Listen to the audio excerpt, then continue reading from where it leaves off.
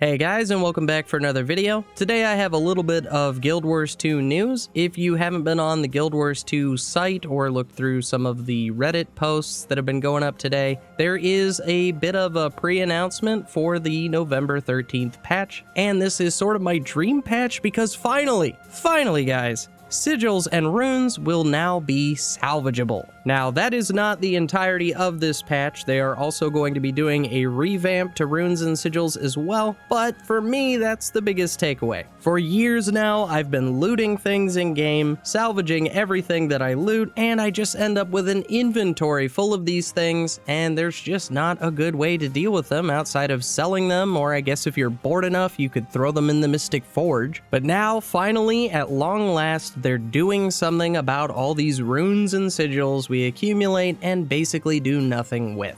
Now, obviously, they didn't just post an article with bold letters screaming from the rooftops that they're now going to be salvageable runes and sigils. So let's take a look at everything else that they listed, including a quick preview on some of the rune and sigil reworks coming in as well. So if we take a look at the article, it says when runes and sigils are salvaged, they'll yield a new material called a lucent mote. You'll also have a chance to salvage rarer materials, symbols from sigils, and charms from runes. Lucent motes can be refined by all crafting disciplines and along with symbols and charms used in recipes to create runes and sigils. So based on that alone, not only are these things salvageable, but we're actually getting a new resource that ties into all crafting professions moving forward that'll allow us to craft runes and sigils. Now, what they didn't say, and I'm not entirely sure that this is where they're going with it, but this could very well mean that moving forward, sigils and runes can be crafted at any of the crafting professions, meaning currently there are certain runes that you can only craft at certain crafting disciplines, and maybe now, moving forward, all crafting disciplines will have access to this. If anything, maybe all of the armor crafts like armor smithing, tailoring, and leatherworking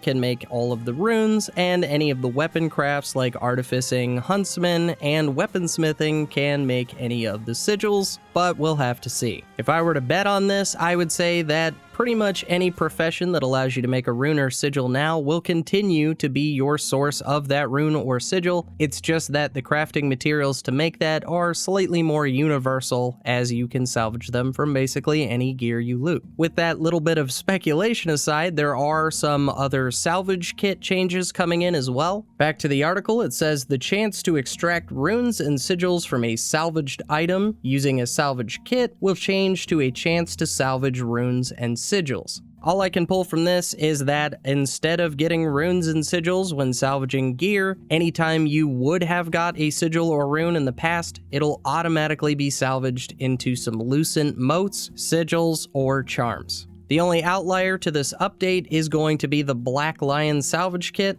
Back to the article, it says Black Lion Salvage Kits will retain their current functionality with a 100% chance to extract upgrades from salvaging gear. Now, that was sort of the bread and butter of Black Lion Salvage Kits. They have always had a 100% chance to get those upgrades back, and I imagine they just want to keep those as is because you'll most likely be using those on some higher level gear anyway. Similarly, with these changes, we are going to see a bit of an adjustment to upgrade extractors. If you guys aren't familiar, this is an item only sold on the trade post that allows you to pull runes and sigils out of your gear. Again, according to this article, the price of upgrade extractors will be adjusted from 1 for 250 gems to 3 for 250 gems, 10 for 700 gems, and 25 for 1500 gems. Now, personally, I like this change because I felt like that item was always overpriced, especially because it's a gem store item, but personally, if you want my honest 2 cents, I feel like that item has no place in the gem store in the first place. Something like an upgrade extractor could be a rare drop if you don't want everyone to have access to them in the same way that we have access to, say, gathering tools and salvage kits, but it definitely shouldn't be a cash store only item. That's just my opinion. A little bit further down, they do touch on the recipe changes for runes and sigils, but it's still a little bit vague. Quoting the article, they say, many recipes will now use the new rune and sigil salvage salvage materials rather than their basic crafting materials. We're also adding several recipes for runes that could previously only be obtained by salvaging them from gear. Numerous recipes will be available from crafting trainers, but you can discover others as rare drops or rewards throughout Tyria. In other words, the same way that we typically get these recipes is the same way, only they will probably use a lot of those new materials that'll be coming in next week. The only thing I don't like is that it says many recipes now use. It should be all recipes use. And I say that as someone who not only makes tutorials for this game, but someone who also actively tries to get his friends to play. It's often these inconsistencies in crafting or item acquisition that tend to turn a lot of those people off. Maybe not my core audience here on YouTube, but at least the people that I meet in the real world are a little put off when, to get basically the same item with a different effect, they have to do an entirely different thing in order to get it. Something else I'll pick at is that they say that they're going to be adding recipes for runes that could only be obtained by salvaging gear. I wonder if that also applies to sigils, like the Sigil of Nullification. But since they don't explicitly say anything, I'm going to assume that it's just the runes that they're focused on. For the rest of the article, they mostly focus on the reworks or revamps they're doing to sigils and runes. They even give us a few examples, and while most of these are lesser used runes and sigils that they're obviously trying to rework so that they'll see some play, there are two in particular that I feel like I should talk about real quick, and those would be the Rune of the Scholar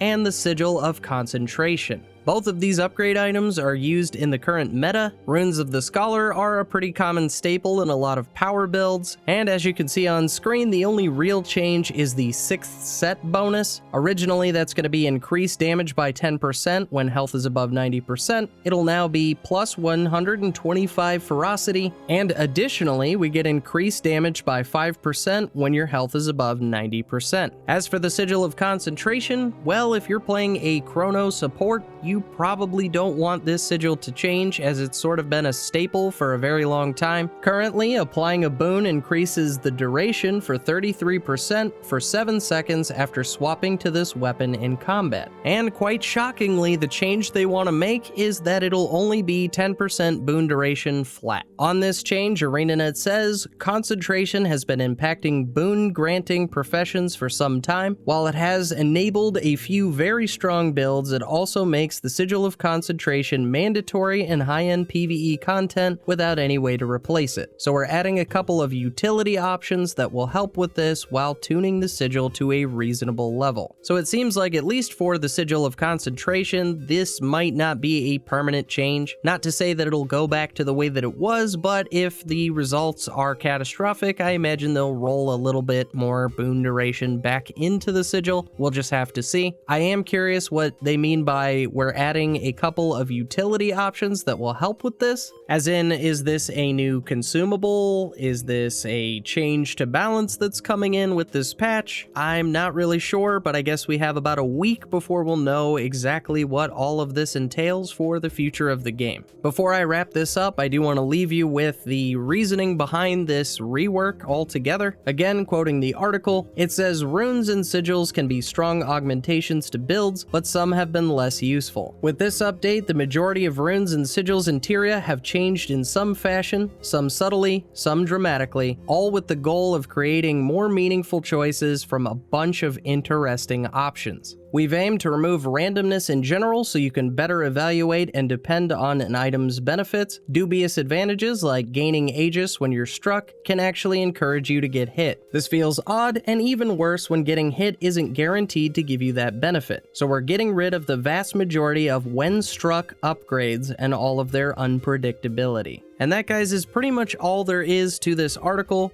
If you want to look at some of the other changes listed, I'll be leaving a link to that article down in the description. As far as that last and final quote goes, I mostly just want to know what you guys think about these changes and what ArenaNet is trying to accomplish. Personally, if this invites more build diversity in the game, I am all on board. I've personally never really liked the flavor of any of the when struck upgrades, so those could probably go as well, but I refuse to praise any of these changes completely until we see the values and the rebalancing that'll come in on November 13th. Either way, sigils and runes are now salvageable, so I mean, really the rest of this, I'll I'll deal with it, but sigils and runes are salvaged, so I think you can salvage them, guys. Feel free to let me know what you guys are thinking in the comments. As always, guys, thank you so much for watching, and I'll see you in the next one.